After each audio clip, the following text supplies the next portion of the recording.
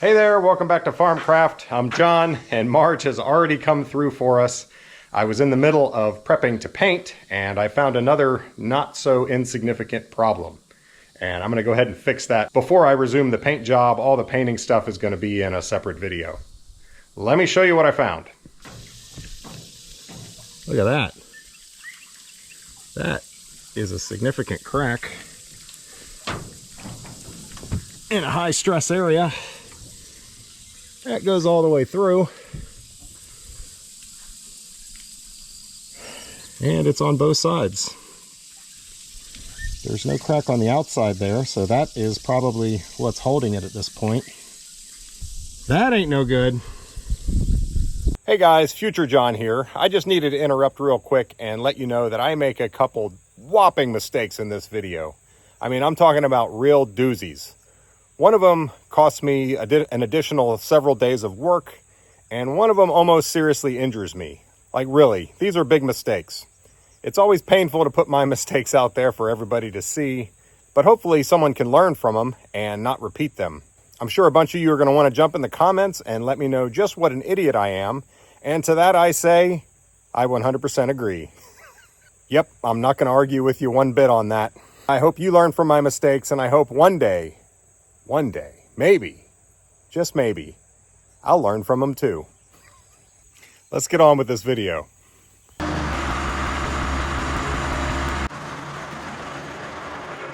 So you might ask yourself why I hadn't noticed this crack before. Well, I've been power washing, so it was probably covered in grease and dirt, but it's also 15 feet in the air. I'm about as tall as this thumb, and the crack is all the way up here.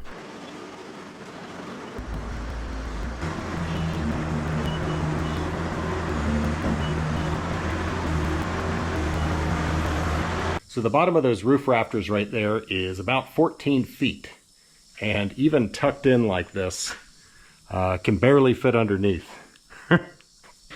You might be wondering why I didn't stretch it out straight, because I could have gotten it, a little lower down and more accessible in that sense.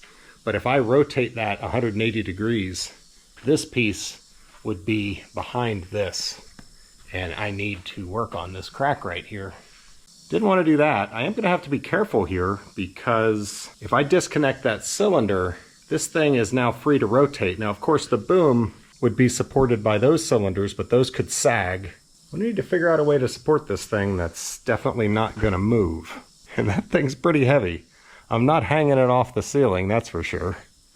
All right, so here's the sketchy plan. I'm around, that's a pretty big cedar tree there. 18,000 pound chain. Go into the bucket. Basically, that won't allow the bucket to go that way. If the boom sags down, it's going to push this that way. And of course, the bucket would go that way. And I don't want it to sag down or do anything stupid while I'm working on it. So that is going to hold it in that position. This chain's actually under quite a bit of tension. I locked it down with a chain binder here. Probably being overcautious, but I don't know, with this giant thing, overcautious seems the correct amount. So that's an 8-foot ladder. I don't know, that's pretty good access. I think I can work on that like it is. I just need to get this cylinder out of the way. Everything is still in good position. If this went a little further and this started to open up and then it bent, then repairing it just becomes so much more difficult. This is just going to be a matter of gouging it out and doing a full thickness weld from both sides. I guess we'll see how far down that one goes. Then the question becomes, do you want to do a reinforcing plate? I think the answer is probably no. Something this big and heavy, I think a full thickness weld is really going to be adequate and going to last a very long time. Obviously with this pin over here, I could put like, what, 3/8 or something in there. What's the point of that with this giant thickness? That 3/8 isn't going to do anything. I could put a reinforcing plate here. I watch IC Weld a lot, have a lot of respect for him, and he tends not to do reinforcing plates because they can cause stress points in areas that are not as it was designed. You can cause cracks in other areas when you do that, or if you do it wrong. So I think what I'm going to do is just weld it. But it's going to be a pretty big welding job. Okay, I've got a hoist set up and I've got hold of the rod there.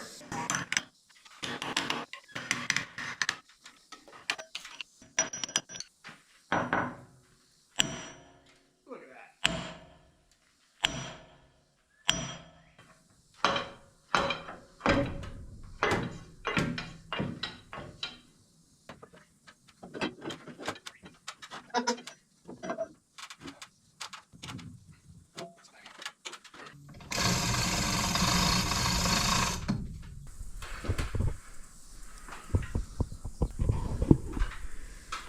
So I need to disconnect this grease line right here.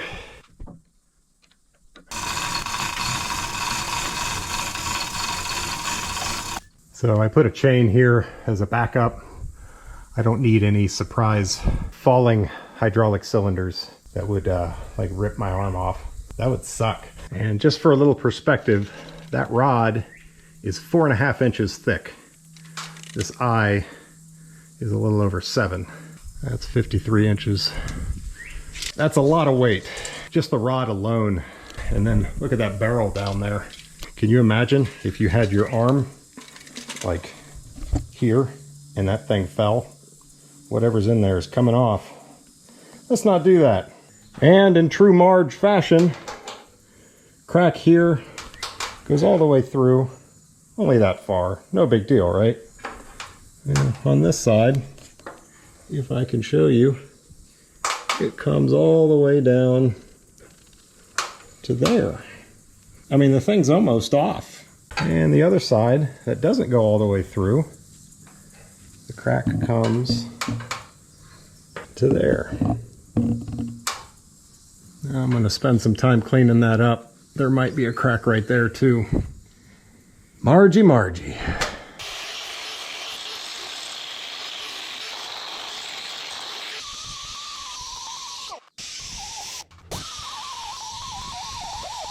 There's a bunch of porosity in that weld right there, and the crack goes right through it.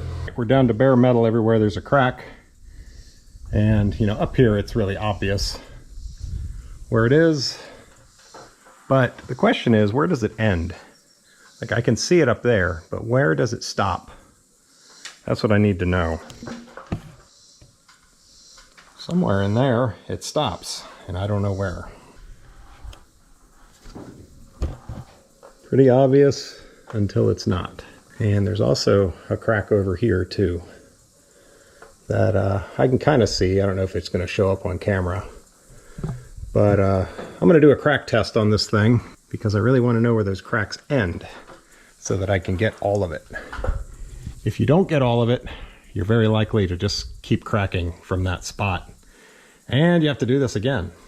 Don't want to do it again. So there's a lot of different types. I got the fault finder, probably just because it was the cheapest. So you put a cleaner on it. This is basically just degreaser. And then you put a penetrant on it, and this is red in color. It soaks down into the cracks. You let that set for like 20 minutes. Then you clean off the excess really quick with cleaner again. And then you spray the developer over top. And the developer will react with what's remaining of that down in the cracks and make them show up red.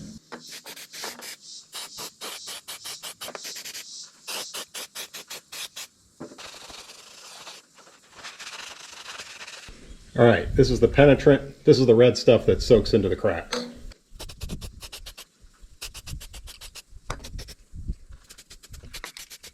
It's been sitting for a while, so I'm going to go ahead and take that off. And they say to spray it with cleaner again.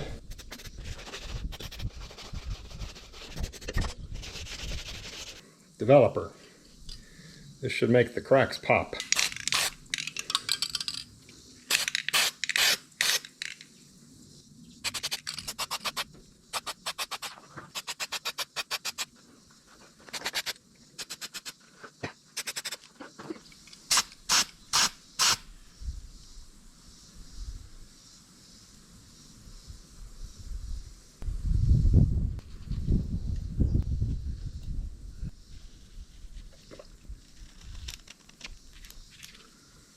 I'm going to go a little further just because I swear I see more.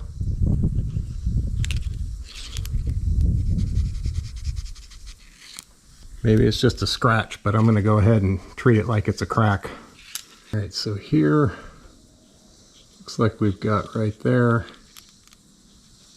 up the weld, into the porosity, through the porosity, and up to there.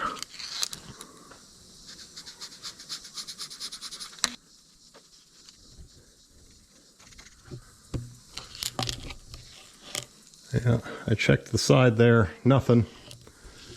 So it just goes to right here.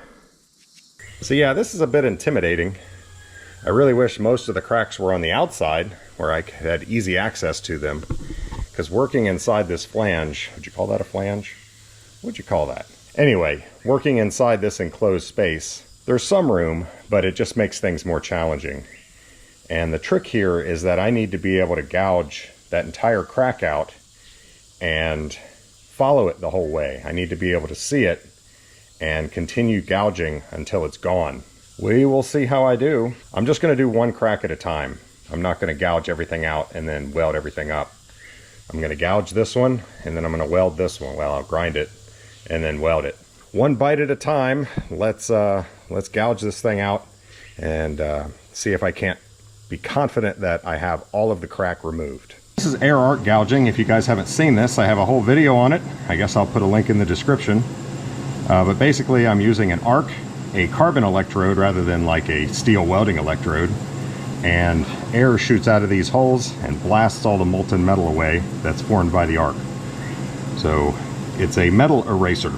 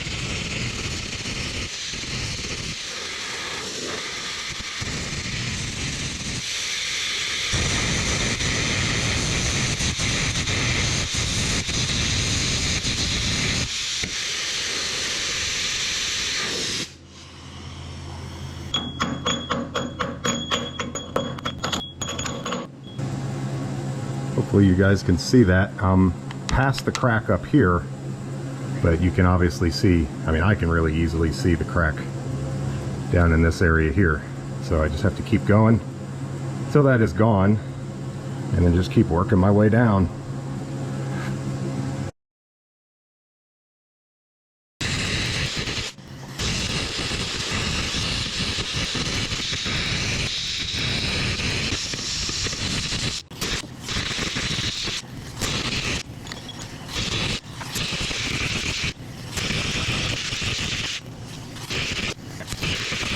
I got into some grease, obviously. I don't know how great I'm going to be able to film all this. I'll do my best.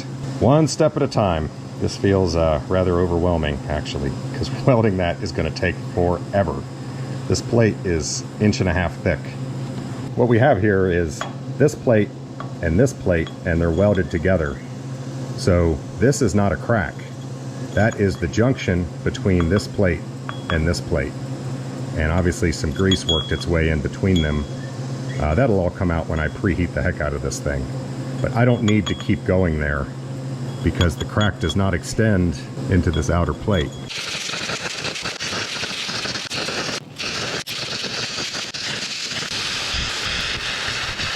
So here's what we look like.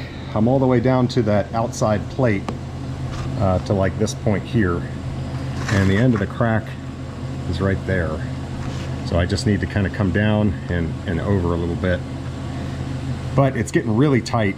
It's hard for me to get in there.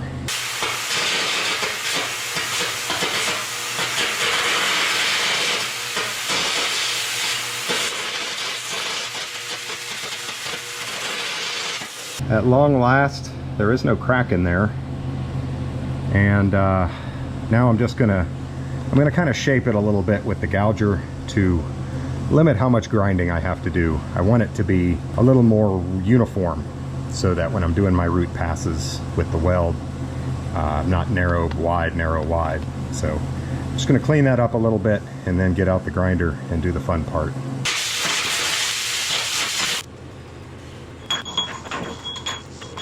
What you doing, Dozer? Dozer, what you doing? Buttercup. Hi, Buttercup. All right, so here we are, done gouging. So everybody always loves it when I take the guard off my grinder. This is a real one. This one plugs in. My cordless grinder is just not that powerful. It's not going to do near as much damage if something breaks, but yeah, there's no way to grind in there with a guard in the way. It's just not going to happen. So I've got a face shield, and I'm kind of hidden behind this thing anyway.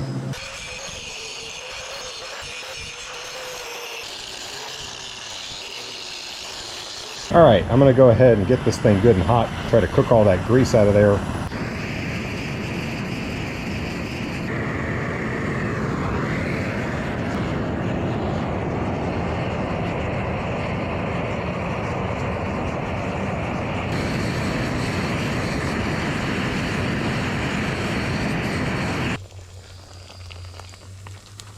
A lot of grease in there.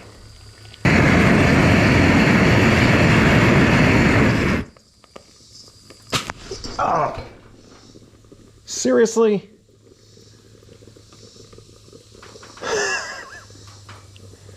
Damn. Well, I don't know if you can see, shot me right in the face. And I had been keeping myself back away from it for that very reason, but I was just about to finish, and I turned the camera on. Well, what I was attempting to show you is that most of the grease had been cooked out, and it's way hotter than it will be when I'm welding. And then once I get the root pass in there, it should be pretty well sealed up from more grease coming into the weld. Anyway, I am going to cook this just a little bit more, and then we're going to let it cool down and finish grinding. Hopefully I won't get shot in the face again with hot grease. Burnt my lip again. That was rude, Marge. This is not a crack. This is the junction between this thicker inner plate and the outer plate.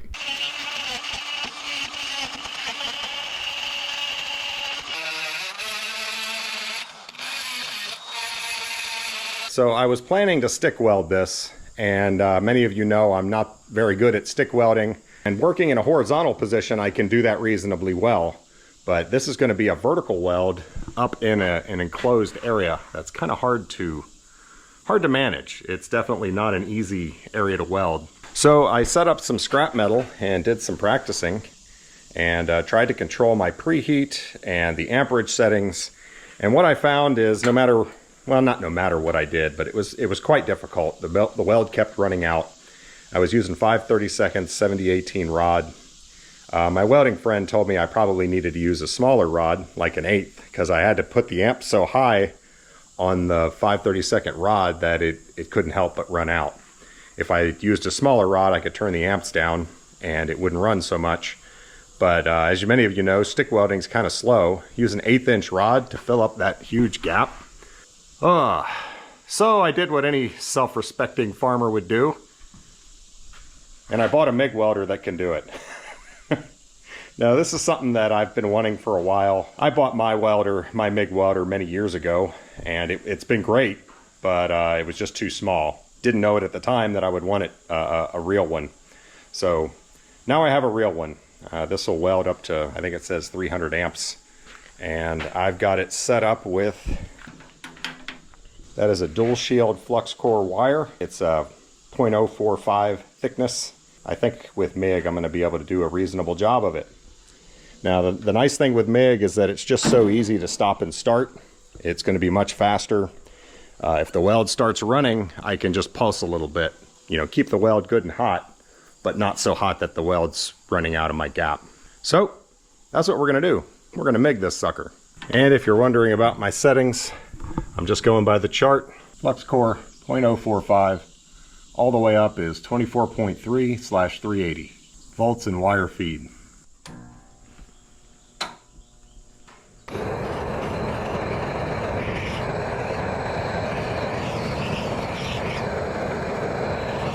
Now one more thing I want to do is tack a plate here so that I can continue the weld up past this point.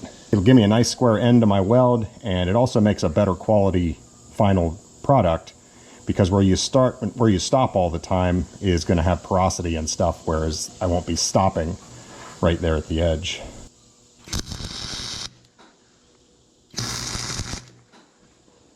My first goal is to get that back buttoned up.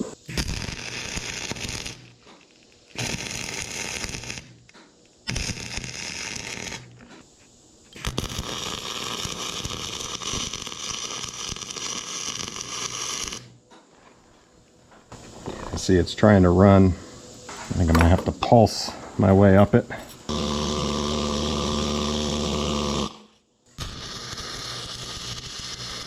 This is a challenging place to weld. Can barely get the torch in there.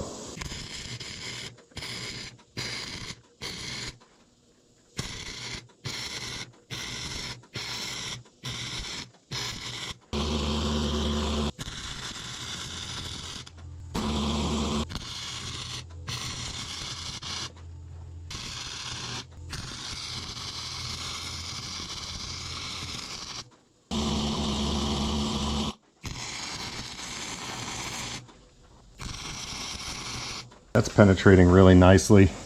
Not trying to make it pretty, just trying to make it strong.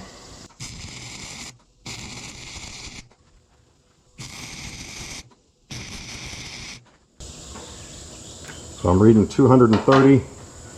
Let's keep on rolling. So in the process of buying this welder, I learned something interesting and very good to know at the welding shop. All flux core wire is not the same. This is a dual shield flux core wire. You're supposed to use gas, and it also has flux in the core of the wire. This gives you the maximum penetration and the best quality weld, but you are still reliant on the gas with this. If you get a lot of wind and you lose your shielding gas, you're going to get a lot of porosity and a poor quality weld. That's as opposed to a gasless flux core wire, which doesn't need shielding gas and will perform well in the wind. It can actually be harmful to use shielding gas on a gasless wire because it changes the chemistry of the weld. So make sure you're doing it the way the wire is spec'd. Doing a nice job. Certainly more than my other welder could do. It's not the prettiest thing in the world, but I'm getting more used to it. It's getting easier as I get further out on the V2. So hopefully I can make it look kind of decent when I'm done. I'm actually not planning on grinding much of this off because that just makes it weaker. I'd like to have a reasonable looking, I mean you won't see it anyway, and just leave it there. As long as I'm not past that, it's not going to interfere with the cylinder or the rod. Yeah, let's keep trucking.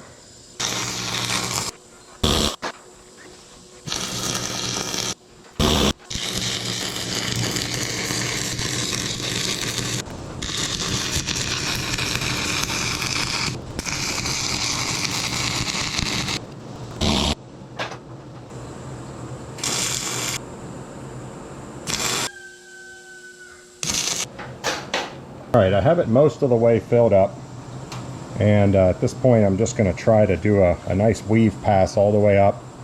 Hopefully it'll look decent, and fill it the rest of the way. Then I can do maybe a couple stringers along this bushing here, and just clean it up a little bit. Almost there, except for the other two cracks that I haven't even started yet. Yeah, we're almost there.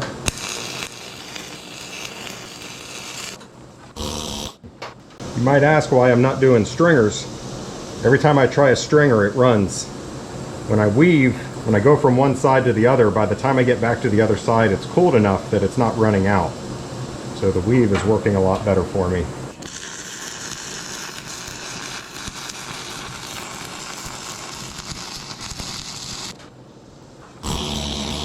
Definitely think the MIG welder was worth it. That took me quite a long time to do, and MIG, even for a good stick welder, MIG is going to be much faster. Twice as fast, maybe more. for me, probably 3 or 4 times as fast. And yeah, that took a while. Getting set up to start gouging this out. Now looking at it, obviously this plate is cracked. It goes up there. But then it just kind of comes down through the weld. And I'm naively hoping that if I just remove the weld, because the weld had a bunch of porosity in it, that is all I'm going to have to do there. I hope I'm not going to have to get into this too much, or, you know, way back into that plate. Who knows how deep it goes there. But we'll just keep gouging until it's gone. One thing I should have mentioned earlier on this, when you talk about a full penetration weld, that means you get a weld all the way through the metal. People tend to think, oh, it's metal, it's super strong, and, you know, they might just weld over top of a crack, or, you know, V it out a little bit and weld it. Well, then you've only got a 1/4 inch holding it. Given how deep that crack went, it's really amazing how little there was holding this thing. When I was picking up that giant stump and knocking down that tree, thank goodness it didn't let go and bend and twist, because then this repair becomes a magnitude harder. This is hard enough for me, trying to do that. I mean, you'd have to buy a new plate, cut it off, you know, weld this back on. It would be a much more involved repair. Anyway, because I got the crack all the way out, V'd it all the way down, and then welded, I now have strength all the way through that plate. It's not just a surface weld covering up a crack.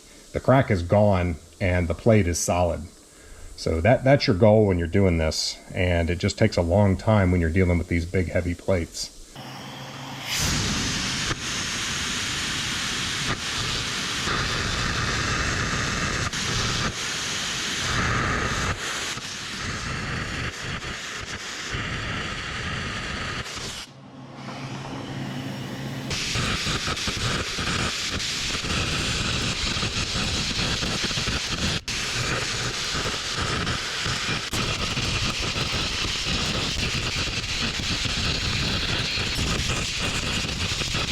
I don't see it anymore. I think I'm past it. I might see a little up above it.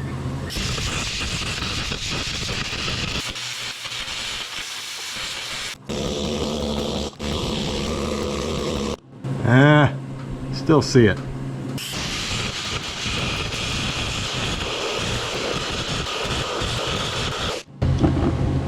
Well, that's interesting. Didn't have the best weld there originally.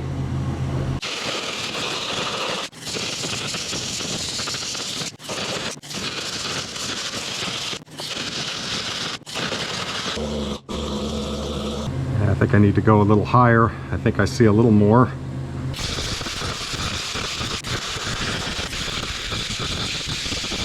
All right, I think I got it. I do not see any more.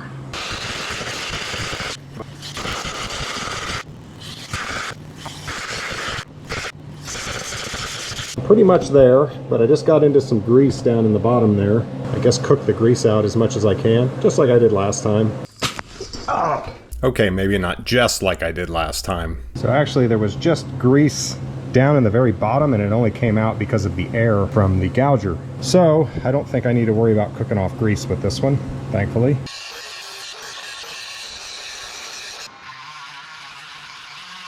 I am ready to weld. Gonna preheat, start at the bottom, hopefully not spew grease everywhere, and then work my way up.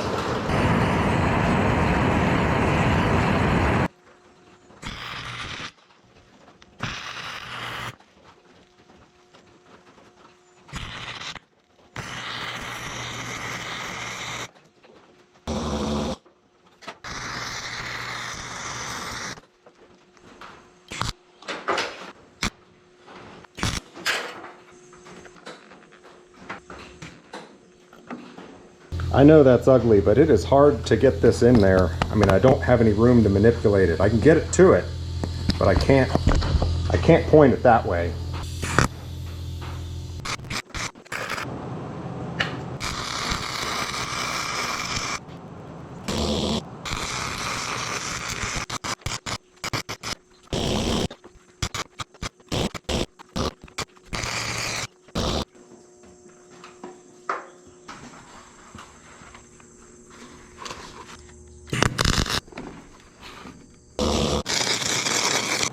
By the way, I've been checking the temperature and the steel is plenty hot. The coldest I see anywhere is like 200.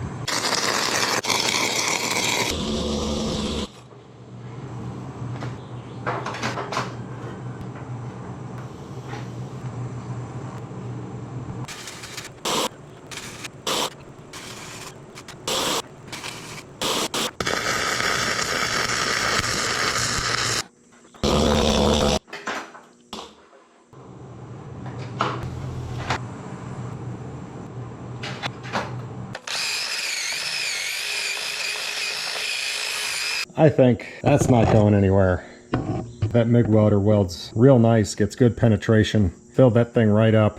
I think I only saw one spot of porosity the whole time I was welding. Yep. 2 down, 1 to go. All right, so this last one is cracked all the way through. On the outside, it's down to here. On the inside, it goes way down into there. So I'm gonna work on the inside first. Basically, I'm gonna weld this on, and then I'm gonna gouge this one halfway down to that point, down to here, because I'm gonna then I can weld that up, and then I will take the plate off and gouge this until I get to my weld, and then weld more. So it's called back gouging. You know, you weld one area, and then you come from the other side and get all the way through the crack and get into your weld, and then weld again. So that's the plan. Let me get this thing tacked on.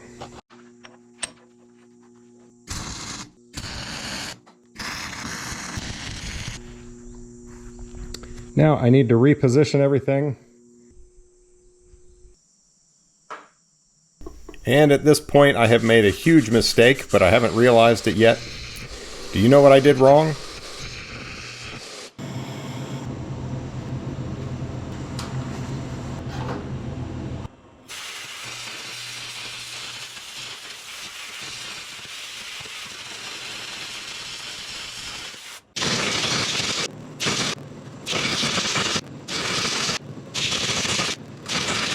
Grease, we got into the grease. All right. So yeah, I mean, obviously this plate here, which is about 1 inch thick, cracked all the way through. The outer plate, which is a 1/2 inch, also cracked down to that point. I think I'm just gonna have to do full thickness on this inner plate, because I think it's gonna be all the way through it, all the way to the end of this crack, unfortunately. It's a lot of crack. Maybe Marge was a plumber in a previous life. She sure is showing a lot of crack.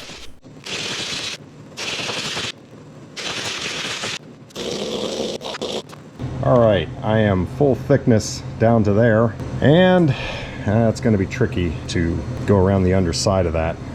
I don't know.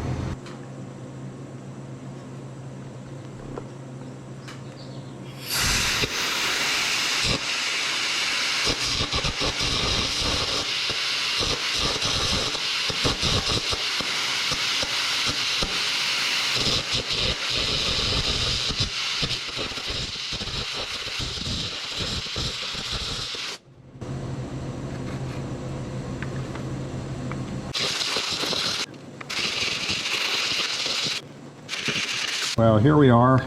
The crack is right at the end of my light right now and going this way. And it's really tight quarters in here. I'm not sure how I'm gonna continue, but I'm all the way down to the outer plate. Everywhere else, the crack is gone. So I just have this to like here.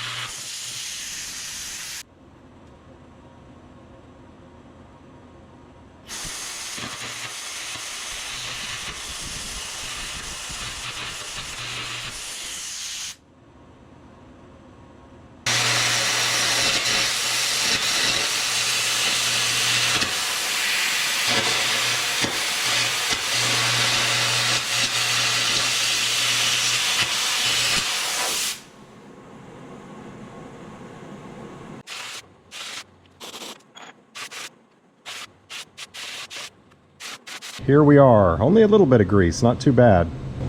No more crack. Say no to crack. Actually, instead of a little tiny crack, now we have a gaping maw of a crack. But we can fix that.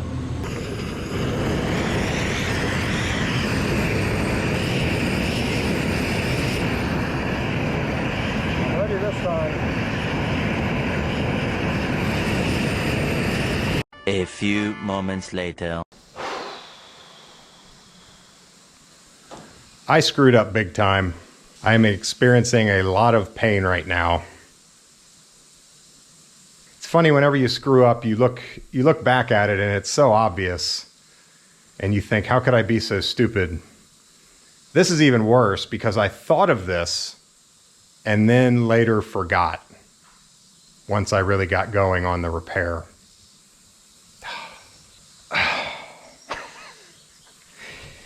If you haven't figured it out, well, let me take you through the process. Is my face all covered with junk? It probably is. I always get really dirty doing this.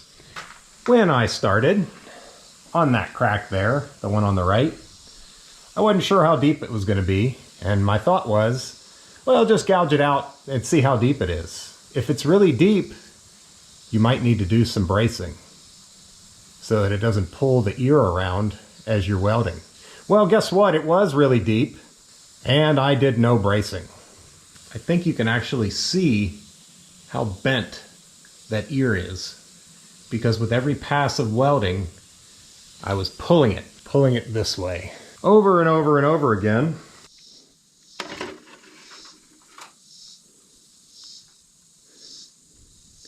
It's a good 1/4 inch.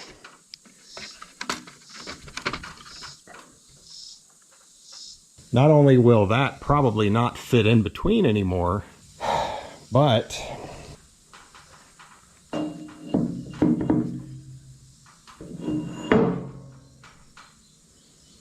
isn't that something?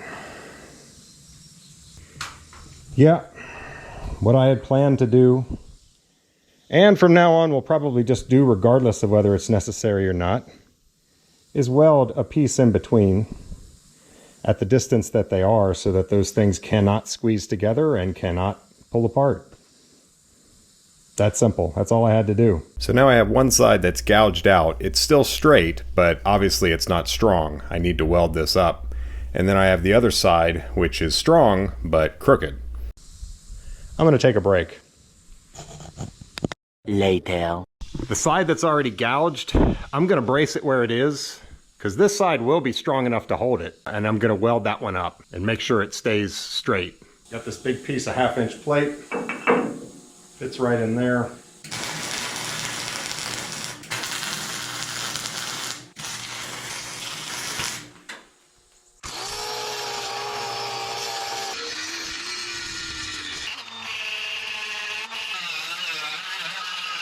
Here's what we look like after grinding. Got it all down to clean metal. And we're going to start welding. I've got my level up here, and I've already put it on this. This is straight, and I'm going to make sure it stays straight as I work.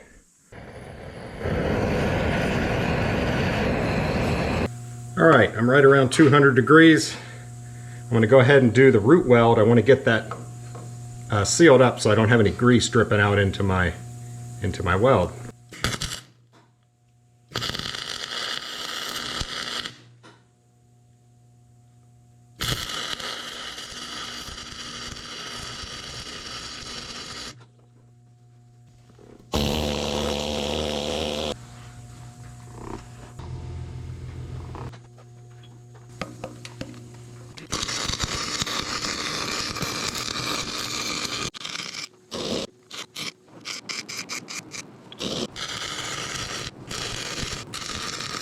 So the weld pattern that I found worked the best would be called a J-weave pattern, I believe. Basically, it's like a sideways bracket. I would go up one side, down slightly, cross to the other side, go up, and then back down slightly, overlapping about 50% between each pass, and just work my way up. You can see I'm going up, down, over, up, down, over, up, down, and over. and that really allowed the weld puddle to solidify and kept it from running out of the joint. And the additional time spent on the sides going up and down really provides a lot of metal there to prevent any undercut and to help it tie in really well.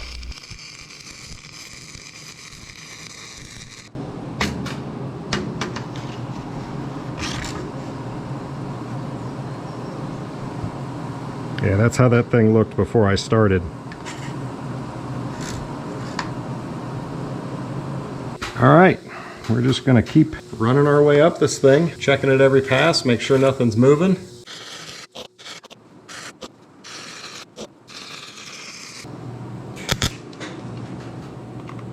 Yeah, it's not looking half bad.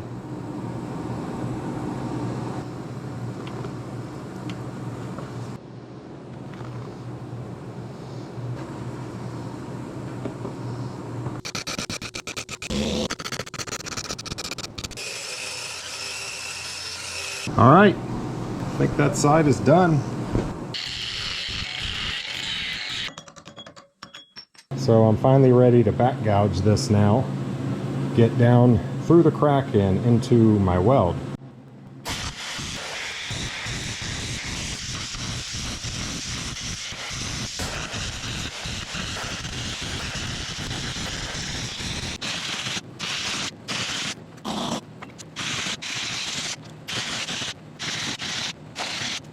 All right, the crack is gone. If you see what looks like a couple cracks down in there, that is the junction between the 1/2-inch plate and the plate underneath it.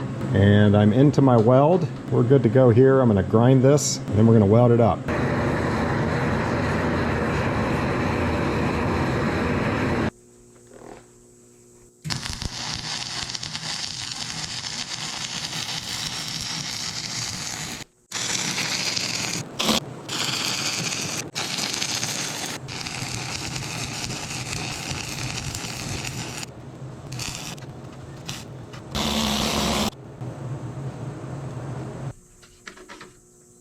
Did not move. It's amazing what a little brace can do. I have a friend who is a welder, and I talked to him, and he thinks I should try to straighten this out. I was concerned that wrenching on that weld would weaken it and just have me here repairing this thing again in the future, but he doesn't think so. If I get it good and hot there, you know, I've got a rosebud on my oxyacetylene torch, and then do a porta power in between and spread it to where it needs to be. And then I'll probably put a plate down there to hold it there the whole time it's cooling. It's only like a 1/4 inch that needs to go out. You know, he says this is not an uncommon thing, and moving it a 1/4 inch, he said he doesn't think it'll be a problem at all. I'm a little leery because, you know, this stuff's so thick, but I mean, if I can get it, you know, if I got it glowing, well, now you're talking about forging more than you are bending. And that doesn't hurt, you know, to stretch it when it's that hot is not going to weaken it. And then just hold it there while it cools. So I guess tomorrow that's what I'm going to try. Curious what you guys think that have experience with this in the audience. Is that a reasonable thing? I'm sure it happens a lot because it might be the faster, quicker way to fix this problem. But is that a quality repair, or is that putting a Band-Aid on a... or is that putting lipstick on a pig? That's what I'm doing with this, with this excavator. No, I mean, is that a reasonable thing to do? Is that going to last long term? Or should I do what I really don't want to do, which is gouge that entire weld out and just start over? All right, it's the next day. Things have cooled off. Let's go ahead and get our brace off of here.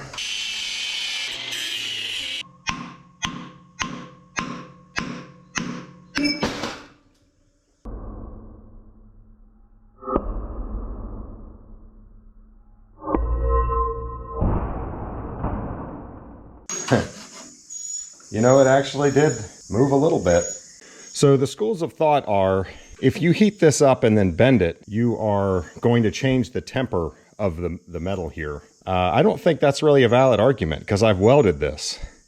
I mean, think about it. Everywhere the weld tied into the parent metal, I literally melted the parent metal to a molten state, mixed it with the welding alloy, and then it re-solidified.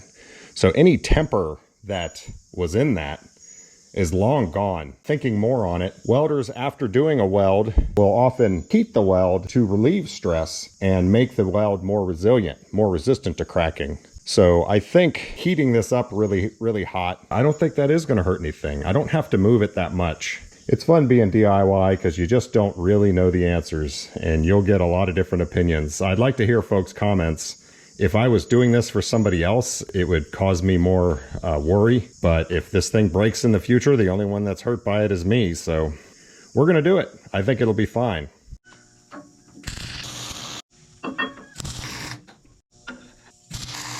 That's too small for my Porta Power jack to fit in, or any bottle jack that I have. But I do have this short body ram. This is 20 tons. But it only has a 1/2 inch of travel. This will just barely fit in, and I can pump that up and generate plenty of force. Of course, we're gonna do that after we get it hot. And just pumping it by hand. I'm pretty good at that.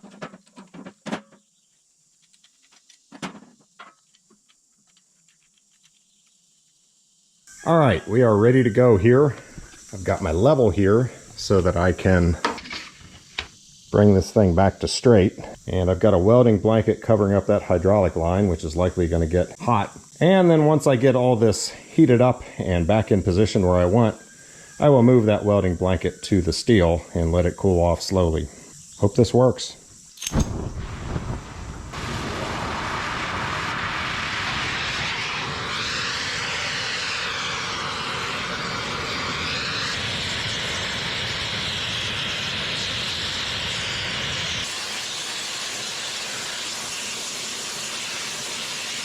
In this sped up clip, you can actually see it move quite a bit just from the heating.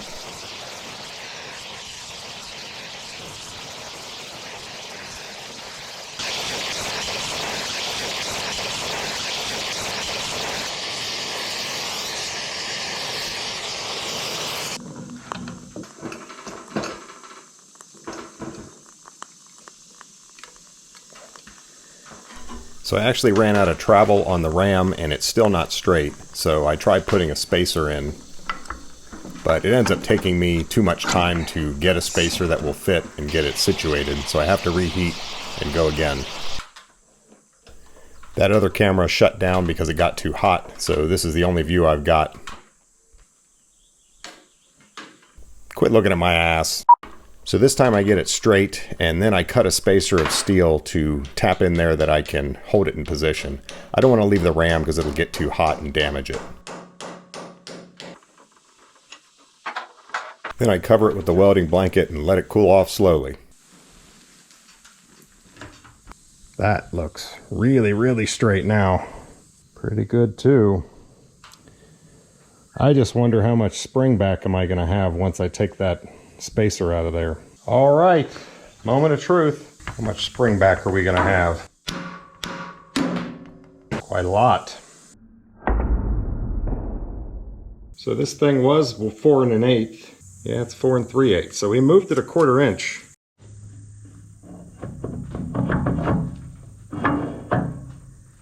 Oh, it's so close. It definitely needs to go out more. I think I had it good, but the spring back got me. All right, so measuring everything, it's sprung back, it looks like about a 1/4 inch. So I'm gonna do this again and try overbending it about a 1/4 inch. I'm gonna use the actual Porta Power cylinder. With the ram that I used before only having 1/2 inch of travel, I don't think there's gonna be enough for me to overbend it that much. So once I heat this thing, it actually goes out on its own a little bit, so I'll have a little extra room. I don't want to get into a position where this is parallel and now this thing won't push out further because, you know, see, I have to go past straight.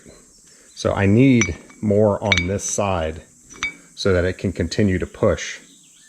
You know what I mean? I don't know how to explain that. But this is going to be the setup this time. I didn't want to do this last time because I'm pushing from the center and I felt like I needed more leverage. But I think, you know, this is pretty heavy duty and I think it will put up with it. I don't think it's going to need that much force to push. And once I get it in the position that I want, I can put a brace across there and take the pressure off of this. I think this will work, because this has plenty of travel. I'll be able to push it as far as I need to push it. So I got it good and hot again, and then started pushing with the porta power. I have to push on this platform because the hose is not long enough. I really wish I could have had it down on the ground. But this time I've got all the travel that I need. This really shouldn't be that hard. I check the measurement periodically on the ears and keep pushing until it's where I need it. I did notice it was a little harder to push this time.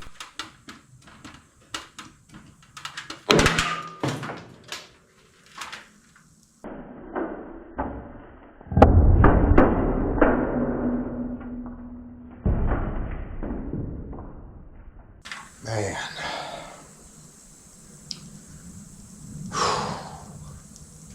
That could have been bad. So the plate on this porta power is made out of cast iron apparently, and I got really lucky. Not a single piece hit me.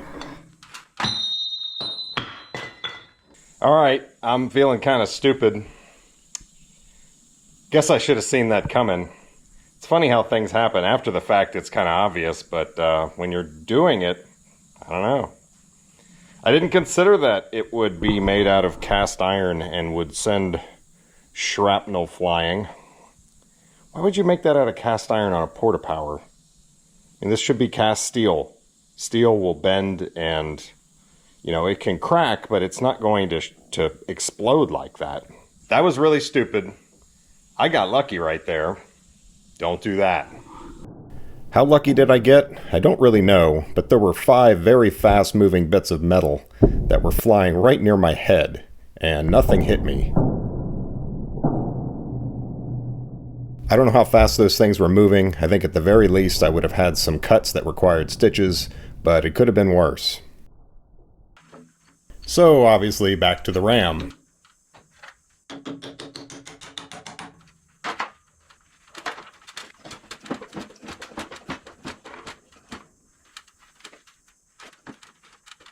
Using the ram, I was able to get it pushed out all the way to where I wanted it, and then I put a steel brace in there so that that could hold it while it was cooling.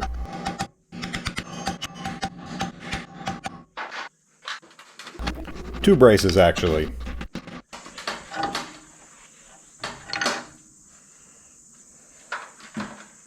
So I'm going to heat this thing up again, and then we're going to cover it up and let it cool overnight. If this doesn't work, this is going to be so painful. And you've seen me heat it. You don't need to see that again. I'm just going to get it good and hot, cover it with the blanket. We'll see you tomorrow. Camera's getting too hot.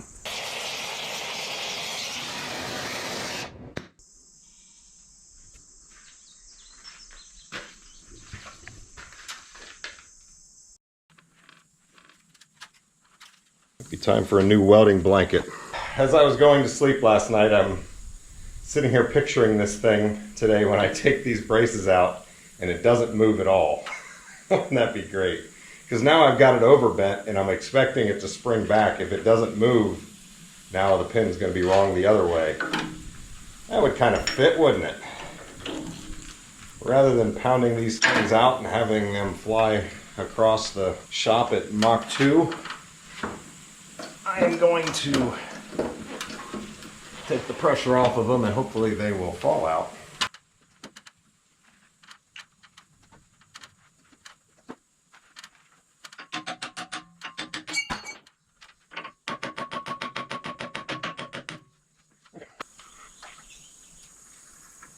Well, it definitely sprung back quite a bit. Did it spring back all the way? Oh, geez. This thing is gonna be the death of me.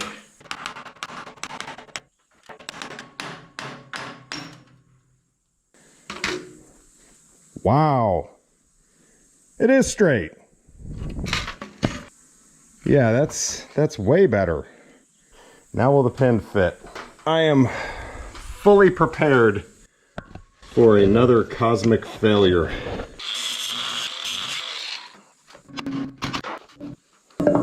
This is the side that it comes in from.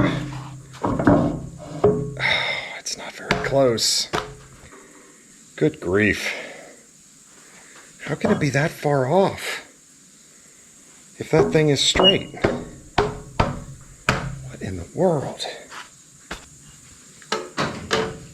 I mean, this thing is straight.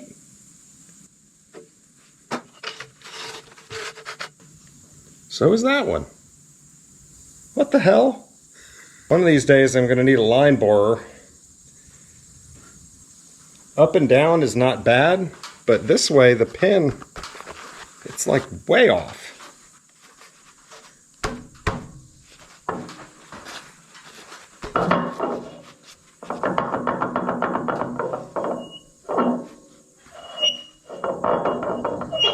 Pin's not bent.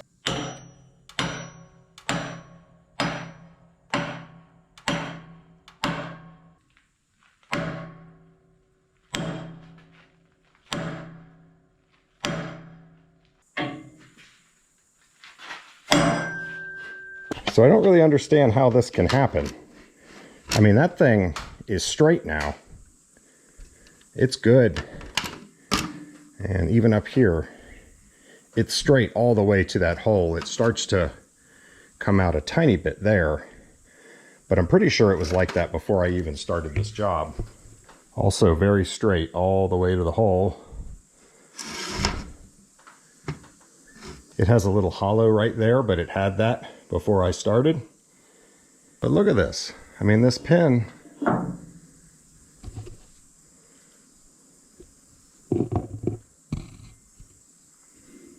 I mean, it's not even close. It's like at least a 1/4 inch. It needs to come that way. So you think maybe the bushing is somehow off. I mean, it's pretty parallel. Put it on this one. Kind of looks the same. I don't know if fisheye on the camera is getting you. And that's the funny thing. It's like, you know, this side, this coming out a little bit or going in a little bit, and this going in a little bit right at the end. If I were to correct that, well, on this side, it would help. But this side has almost none. This side has a little bit more, but if I correct that, it makes this problem worse. Because that would pull the eye kind of that way and make the pin not line up even worse. Man, I was really, really naive when I started this job. I should have braced the heck out of this thing, put the pin in and covered it up so it didn't get all covered with spatter, but kept it in that position the entire time I was working on it. Of course, that would have made welding this even more difficult, because the pin would have been in my way the whole time. But man, this sucks. So my options right now, I could heat this thing back up, which makes it move a little bit and actually tends to make it go out. And I might be able to then get the pin in. I could also use the porta power in here to open it up and get the pin in. And then maybe heat both sides really aggressively and let it sit like that. And maybe it would loosen up enough or achieve a position that I could then hammer the pin back in when it's cold. The problem is I used all my oxygen. I used an entire oxygen bottle up to this point, and it's going to be the day after tomorrow before I can get any more. So my other option would be to just go ahead and gouge this out. That's something I could do today. Get the pin in, brace it, and then weld it back up. Not something I'm really wanting to do, to be honest. You can see how off this one is. But if I come from this side, now this is the side that I had braced when I welded it. You can see that's actually almost perfect. The only thing is that needs to twist a little bit. So this is the problem side. It's all here. This side is good. I could start to pound it in that way, but the problem is it's going to get worse and worse the deeper it gets in that hole, because that hole is not pointing in that line. What do I do with that?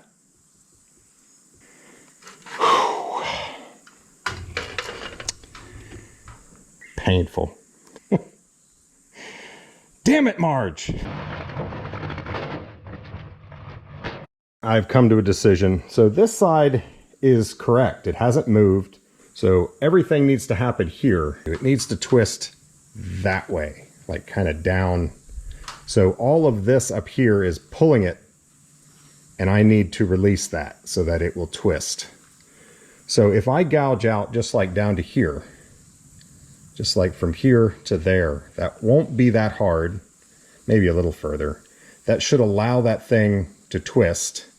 I can get the pin in, I can make sure the spacing's good, brace it really well, and then weld that back up. That's going to be the easiest path forward from here.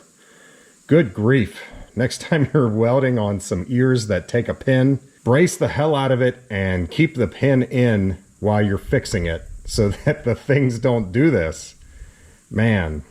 Now, if this was like my Yanmar and this was just 1/2-inch plate that I was dealing with, you'd be able to deal with it pretty easily. But this being so thick, this is 1.5 inches. It's just so big and strong. This is kind of out of my league. Or at the edge of my abilities to deal with, obviously. Brace it before you weld it, or you're going to be regretting it for days.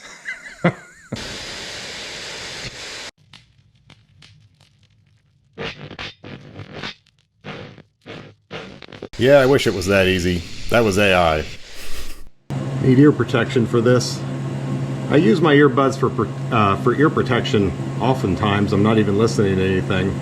And these are in my Amazon store. These are made by Tozo. They're not like super great, but they're cheap and they do the job for me. But people are always asking what I'm wearing. That's it.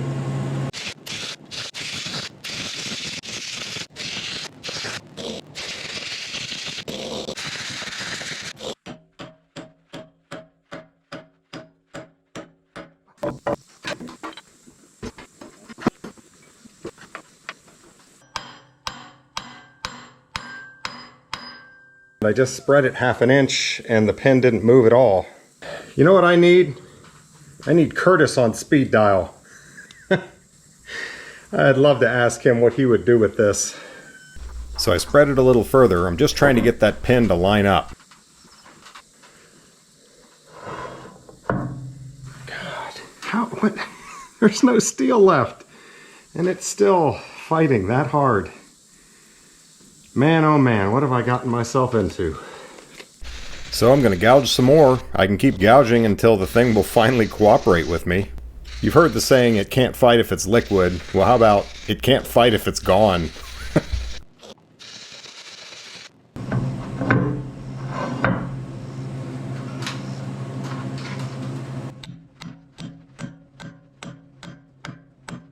Even with the 20-pounder, it still wouldn't go in. And this is all the steel that's left. Alright, this job's starting to make me feel like a farmer with brain damage. Maybe it's contagious. I decided I'm going to gouge from this side. That way I'm not pulling it all one direction when I go to weld it up. So many things I would do differently if I were to be starting over right now.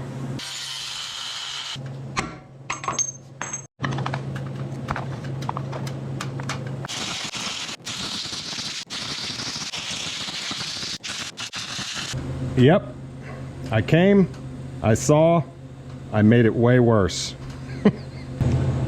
This thing is what holds the pin once you put it on. And it was in my way, so I gouged it off. All right, look at this. I am all the way through, all the way down. And this thing is still locked in here. As tight as it can be. As tight as a, well, you fill in the blank. I mean, what the heck? I mean, at this point, the entire area that was cracked and welded has been removed and then some. So I gouged out some more. I mean, there's hardly anything left holding it. And the pin was still tight. I tried heating it and basically forging it into position. And I could move the pin, but it still wouldn't go all the way in and it was still very tight. Half of mine just to cut it off at this point, if it's going to fight me this much when it's barely even attached. So it still won't line up. And somehow, I don't know, it's just totally off. So I'm done fooling with it. I'm just going to cut it off. I mean, I've got it most of the way cut off anyway. I'm going to get it lined up and then I'm going to tack it back in place. And, you know, this is the repair you would do had this thing gotten so bad that it actually ripped out. because then like this plate would be bent. You'd have to cut back, you know, somewhere where the metal was was good, and get a new piece of material, maybe weld in this bushing. You know, you'd have to refabricate all this and then weld it on.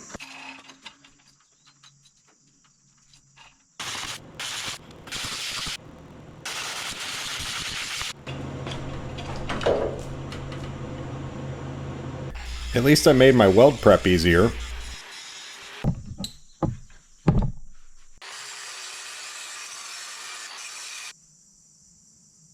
All right, we are ready to weld. I just have to get that thing in the right spot. Exactly the right spot.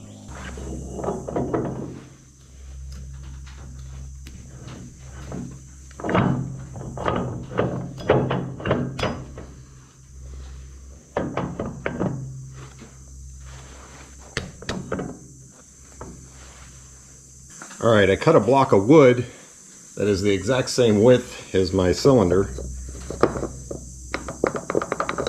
We're gonna make sure we have room. Can you imagine doing all this, get to the end, and this doesn't fit?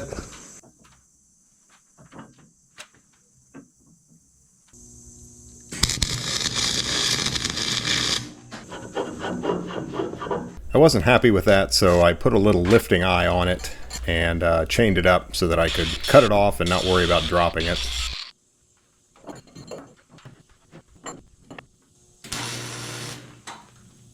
Second attempt also had too much drag on the pin.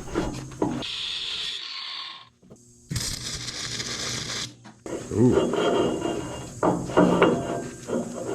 There you go. That's what I'm talking about. So we're pretty well flush on the top. The bottom is offset just a tiny bit. That won't matter. So let me tack the bottom and see if we still look good.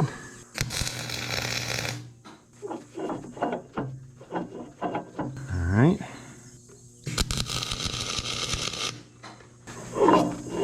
Okay. That is where we want it.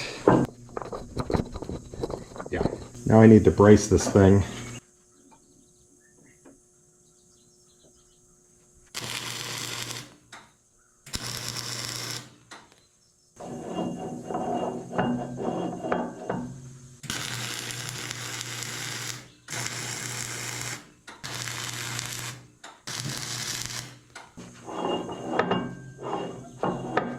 Now we're getting somewhere.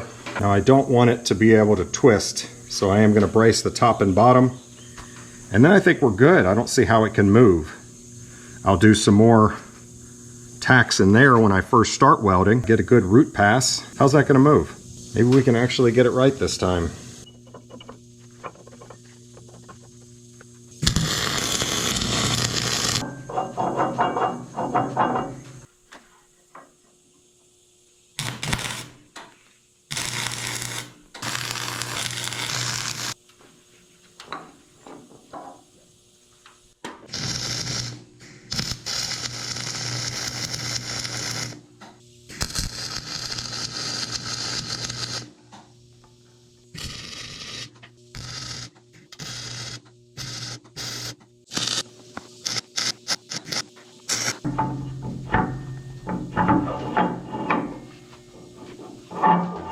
At all.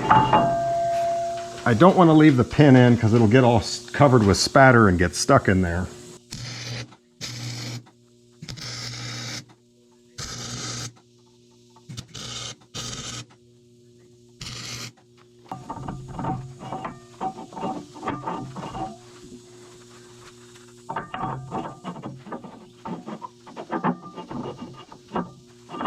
All right, I am going to come up, no, bottom up, and get a root pass in there.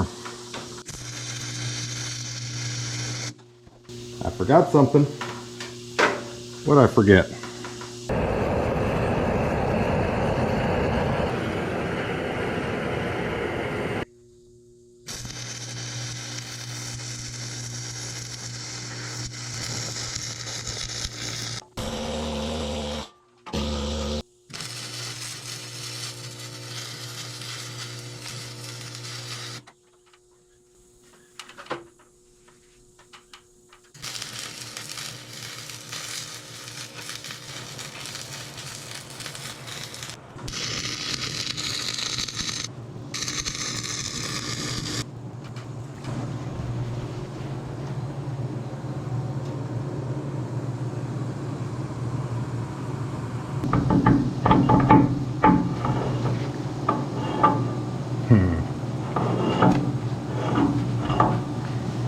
got it this time.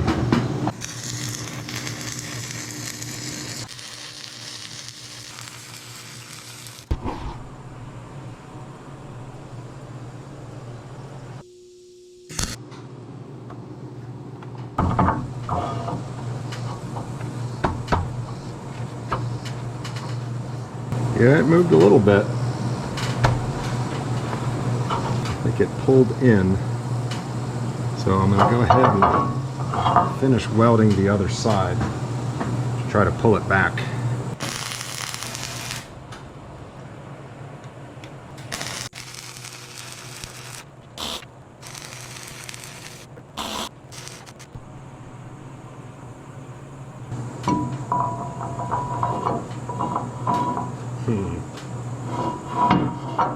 That's nice.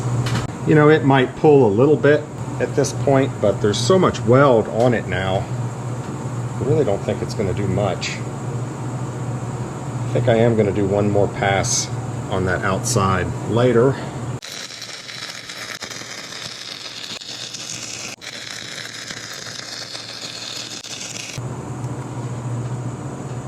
Too hot.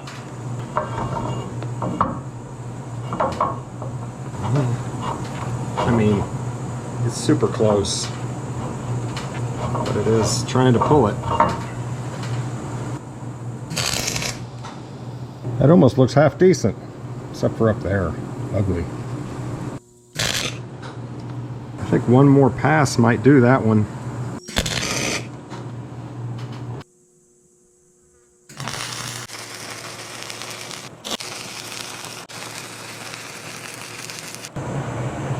About as good as I can do. That is a lot of welding.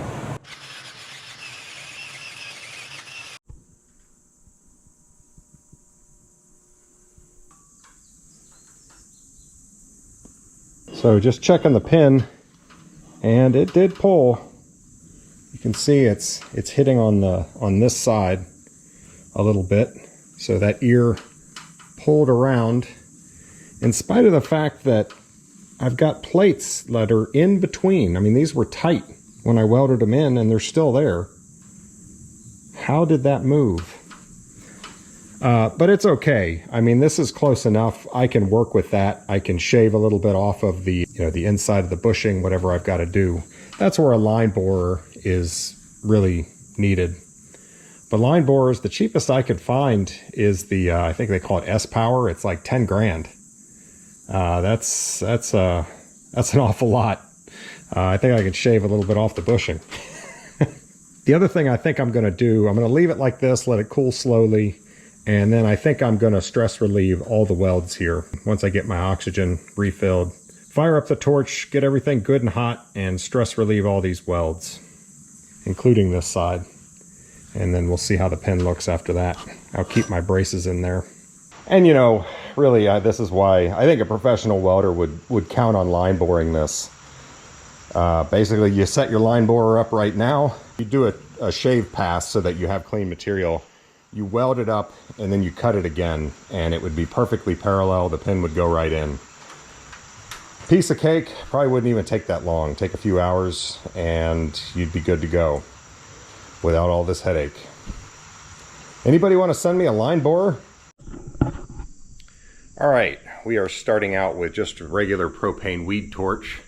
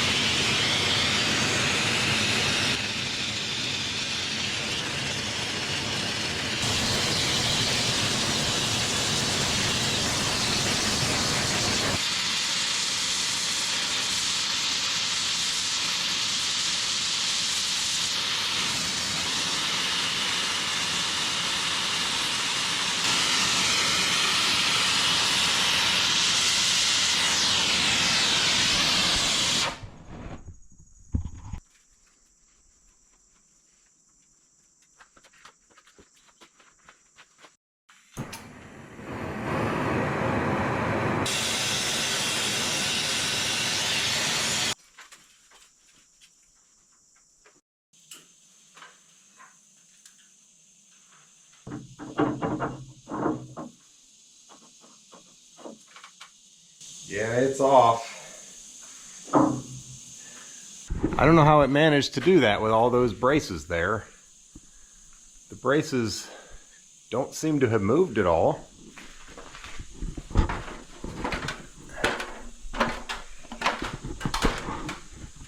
You can see right there, it's hitting. It's nowhere near as bad as it was. My concern is when I cut these braces out, that thing might swing in and get right just as bad as it was. But yeah, what are you gonna do? I gotta cut them out and see how it is. Check this out. It got so hot, the grease that was between these two plates was shooting out up here.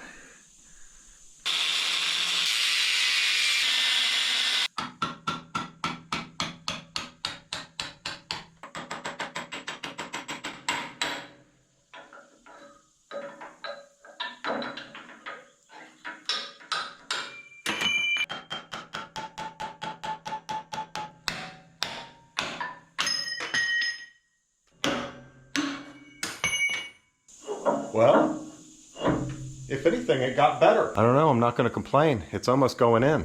All right, I'm pretty happy with that though. That's really close. Worst case scenario, I can shave a little bit off of this bushing and get that pin to go through.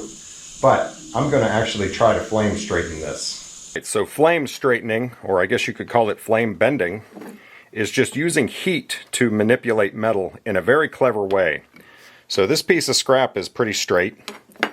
And if I were to heat it up right here on this black spot, very quickly, it's going to expand like things do when they get hot, which would then have the effect of trying to bow this way. This over here is still cold, so it's going to resist and push back. So it is basically forced to try to keep it straight. Now, if you get this very hot very quickly, this is still relatively cool, and this gets up to forging temperature, it gets up, to where it's glowing, well, steel suddenly becomes malleable at that point. It's nowhere near as strong. So all the force that this is putting this, well, my marker's dying, this way, once it gets malleable, that all goes away. And actually, this will then lose the battle. So this will actually crush it. This will probably bulge out a little bit. You may not even be able to see it, but it's going to deform because of the force from the other side. Now at that point, the thing still might actually be bowed. But at that point, you just stop and you let it cool off. And as this contracts, when it cools, you're going to end up with a bend this way. It bends towards the flame. When you weld something on one side, you'll frequently get a deformation like that, to where it will pull it. So then you heat the other side to pull it the other way and straighten it back out, is kind of the idea. So I need to set up my oxyacetylene, not propane, because it's going to heat faster and more aggressively than my oxypropane. And we are going to try to use this to flame bend this thing around a little bit and get that pin able to go in there just a little bit better. I want this ear to basically come straight out, so I'm going to basically work right in this area here. Alright, so I am at 9 5/8 heavy, and by heavy I'm talking about just over a 32nd.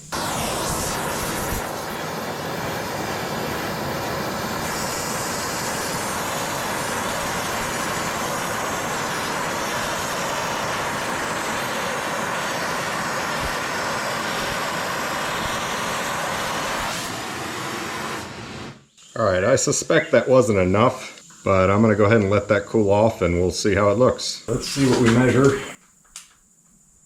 It moved a full 16th. Oh wow, man, that is so close. Still needs to go more, but I think it needs to go more on the bottom. I mean, it's going in a full inch. That's good. So I think I want to pull it down some. And what I've read is that trying to do the same spot doesn't really gain you much. I probably ought to just do this here, and then if I want to pull it out more, I can come back a little bit further and do it there. I don't think doing it here is going to do much because it's right beside the bushing. I guess it could. Maybe I should. Definitely made some progress.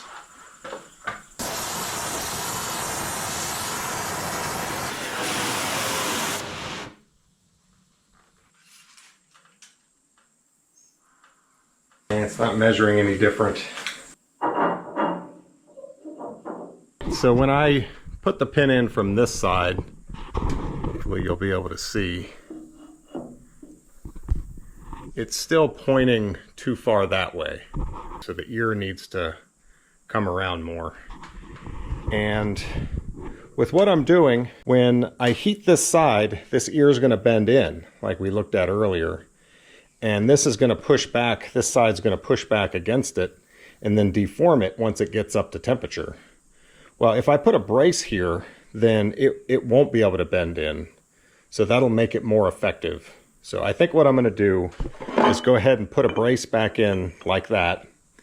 And then I'm going to do a couple rounds flame bending again, trying to get that to come out. And then we'll take the brace off and see where we are. From that point, that's probably all I'm going to be able to do. I'm just going to have to grind a little bit out of there. Or go buy a line borer for 10 grand.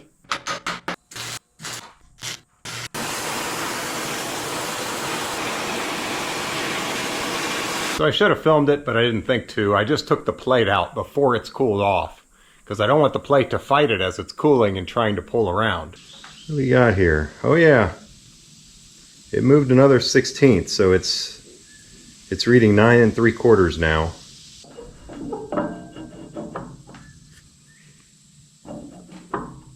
Looks from this side.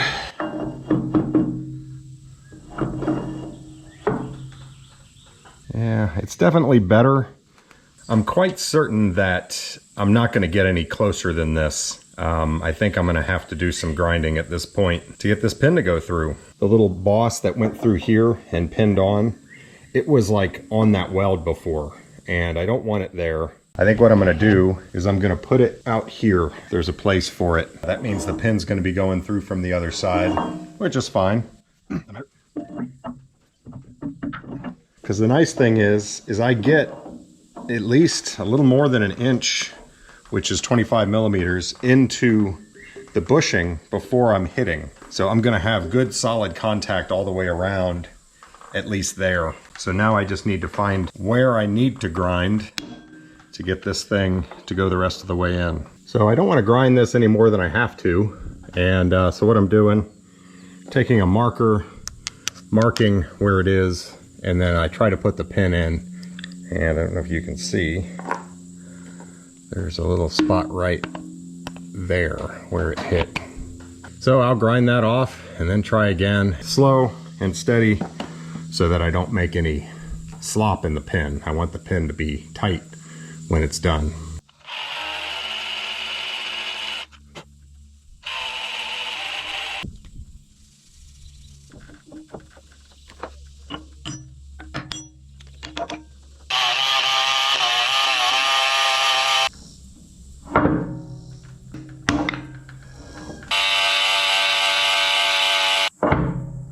So yeah, I've been at this for a while, but you can see I'm making progress, and I'm just using a die grinder. I find this is easier to get in there and hit those spots. 3 different areas that are contacting right now.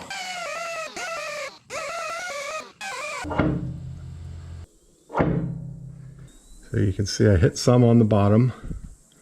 I also hit right there.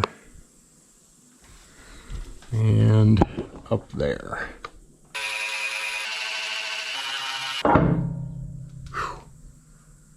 Close.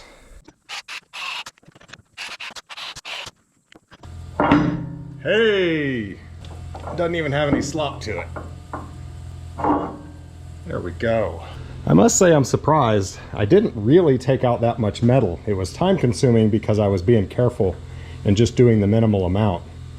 But yeah, that pin fits in there really well. And the pin is slightly bent, so I put some punch marks so that I would always be trying to put it in the correct way for how it's going to be permanently. Because I don't think... Yeah, see, it starts to catch there. I don't think I can spin it. Yeah, it doesn't want to go past that either. But that's fine, because on this side, that's where I can put the the little boss that it's going to go over to lock it in place. And yeah, we're good to go.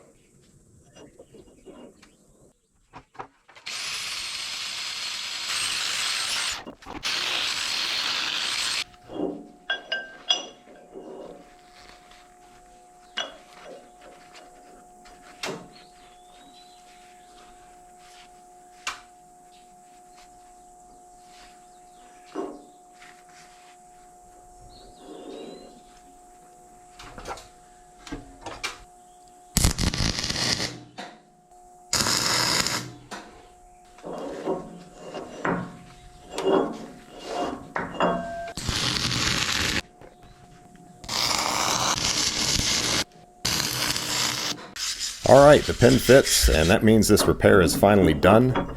This ended up taking me about 7 days. It probably should have taken me 3 had I not screwed up.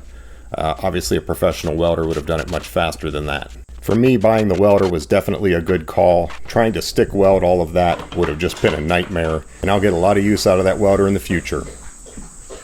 So before I can get to painting, grease shot up all through here and even some up in this area, down there, and on the cylinder. So we get to do my favorite thing. This part isn't so bad. This is degreaser.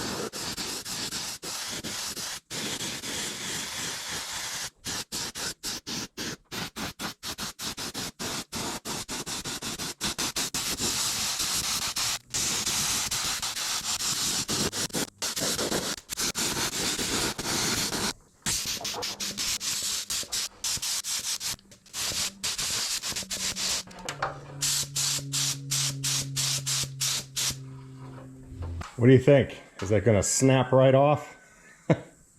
So I know you guys would probably like to see me put the cylinder back on, show that everything works. The problem is that I've got the cylinder up and out of the way. It only makes sense to paint that now the way it is, because it's going to be hard to access underneath there.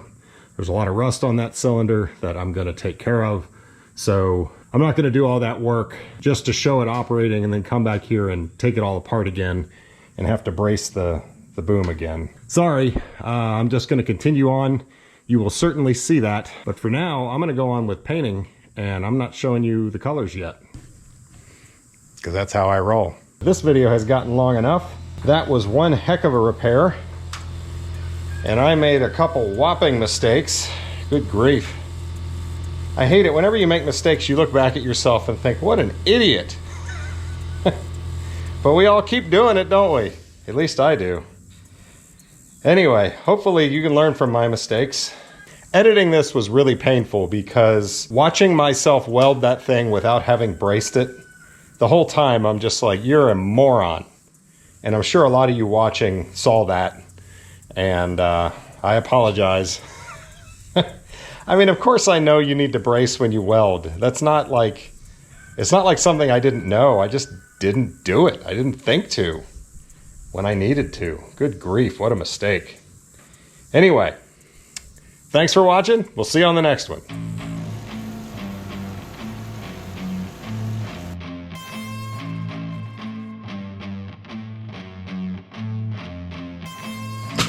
Oh.